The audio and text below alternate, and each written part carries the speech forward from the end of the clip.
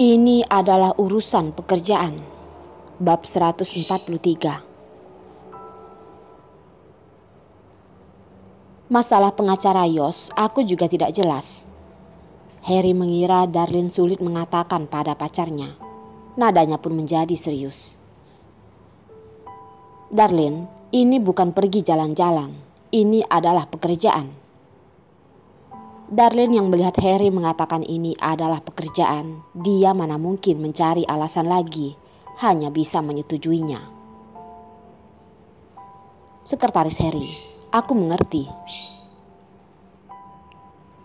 Harry yang mendengar Darlene setuju langsung tersenyum menenangkannya dan berkata, Darlene, kamu tidak perlu merasa begitu terbebani. Kali ini ada pengacara Yos di sisimu, kamu akan baik-baik saja. Darlene diam-diam mengeluh dalam hati. Karena ada Yos, makanya bahaya. Tapi dia tidak berani mengatakannya, hanya bertanya. Sekretaris Harry, apakah aku boleh bertanya? Siapa yang menyuruhku pergi? Harry dengan ekspresi mengerti dan berkata, pengacara Yos menyerahkan masalah pribadi ini padaku. Aku tentu harus memikirkan keamanannya. Kamu mengerti itu? Ya, dia mengerti. Mengerti pantatnya. Darlene yang mendengar ini hampir muntah darah. Dia berada di masalah pribadi. Ini karena dia aman. Karena dia memiliki pacar. Di mata orang-orang, jadi tidak akan memiliki maksud pada Yos. Sekretaris Harry, aku benar-benar berterima kasih padamu. Harry masih tidak menyadari Darlene sedang mengatakan ucapan kebalikan. Mengira dia sedang berterima kasih padanya karena memberikan kesempatan menghadiri acara seperti itu. Dengan malu menjawab, tidak perlu sungkan, hari ini kamu lebih cepat pulang. Ganti baju dan pengacara Yos akan pergi menjemputmu. Ya, aku tahu. Darlene dengan tidak bertenaga keluar dari ruangan Harry. Beberapa tatapan tajam dan dingin mengarah padanya. Darlene akhirnya sadar. Kenapa saat dia kembali ke ruangan merasa AC hari ini sangat dingin? Ternyata mereka semua sudah tahu. Orang yang beruntung hari ini adalah dia. Jadi tidak rela dan membuat mereka memiliki pandangan ini. Darlene juga tidak mau pergi. Siapa yang ingin pergi, ya pergi saja. Yanti berlari ke arahnya dan mengerutkan dahi dan berkata, Darlene, kamu seharusnya sudah tahu kan? Iya. Darlene benar-benar dicelakai Harry. Yanti menepuk punggung Darlene dengan keras, dengan serius berkata, Darlene, walaupun pengacara Yos sangat menggoda, tapi aku percaya kamu bisa bertahan. Yanti, pelan sedikit dong. Darlene tidak tahu dengan pukulan Yanti, hampir saja terlempar. Ukuran tubuh Yanti ini benar-benar sesuai dengan tenaganya. Yanti dengan malu berkata, maaf Darlene, begitu senang aku pun tidak bisa mengatur tenagaku. Sudahlah, aku hanya bercanda kok. Darlene melambaikan tangan berkata padanya. Selena membawa setumpuk berkas menghampirinya dengan nada cemburu berkata, Darlene, aku benar-benar kagum padamu. Malam hari bisa menemani pengacara Yos menghadiri acara yang begitu penting. Kenapa Darlene bisa dia tidak? Bukankah posisi mereka berdua termasuk sama?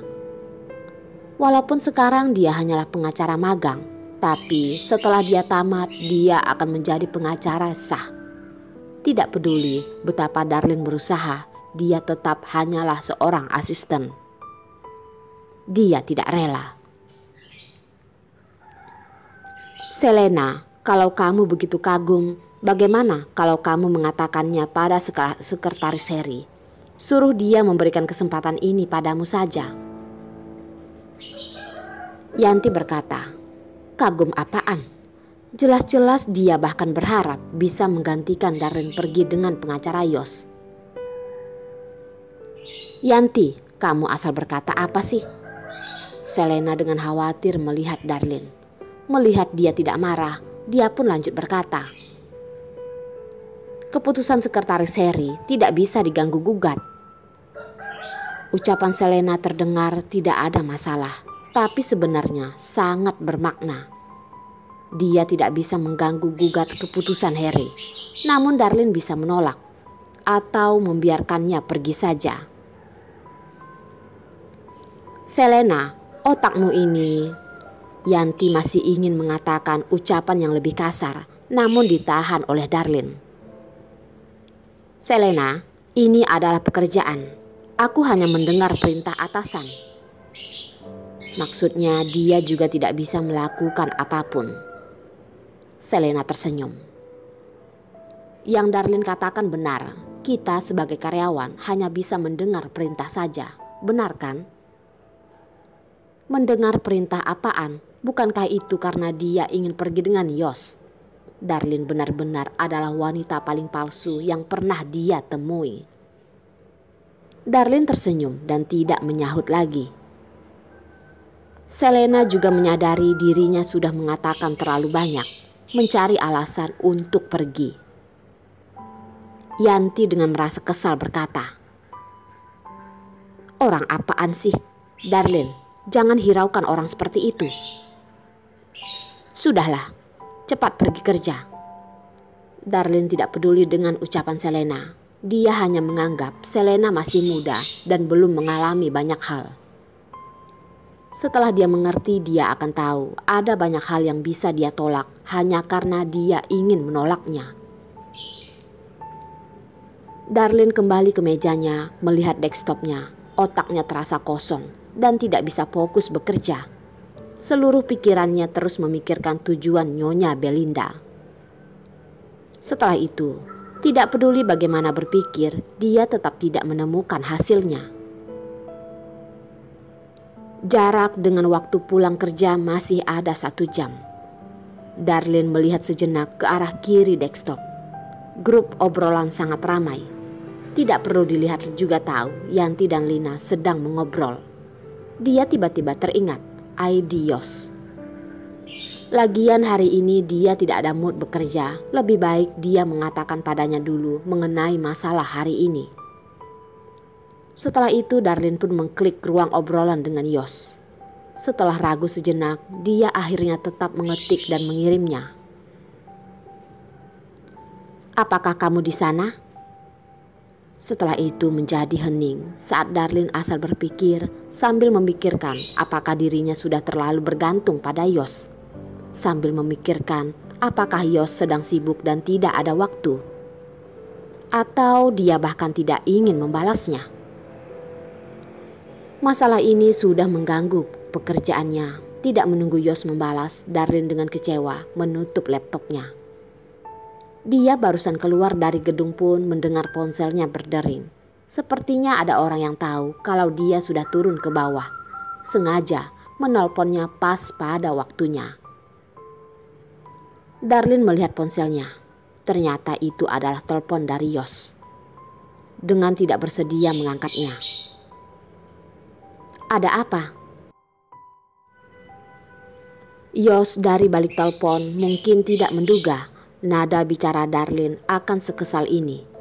Terdiam sejenak lalu berkata, turun ke parkiran. Darlin sangat ingin menolaknya. Memikirkan masalah Nyonya Belinda adalah sebuah bom yang mungkin akan meledak kapanpun. Dia pun menjawab, iya, aku mengerti. Yos pasti adalah hukuman yang dikirim Tuhan padanya. Darlin menyimpan ponsel seperti pencuri yang melihat ke kiri dan ke kanan. Tidak ada yang melihat. Dia pun berjalan ke arah parkiran. Tidak perlu berjalan terlalu jauh, dia sudah bisa menemukan mobil Yos yang berhenti di tempat yang sangat mudah terlihat. Darlin berjalan dengan cepat ke sana. membuka pintu mobil dan langsung masuk ke dalam. Dengan tidak tenang melihat ke sekitar. Setelah yakin tidak ada yang melihat, dia baru berani bersantai.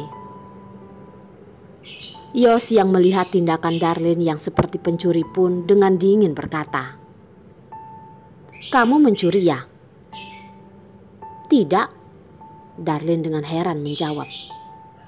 Yos dengan menjahilinya berkata, "Tidak mencuri, kenapa kamu bersembunyi?" Darlene sangat ingin menyindirnya, tapi tidak berani, menggerakkan bibir dan tidak membantah. Tubuh Yos yang tinggi tiba-tiba mendekat. "Apa yang kamu lakukan?" Darlene pun terkejut dan mundur.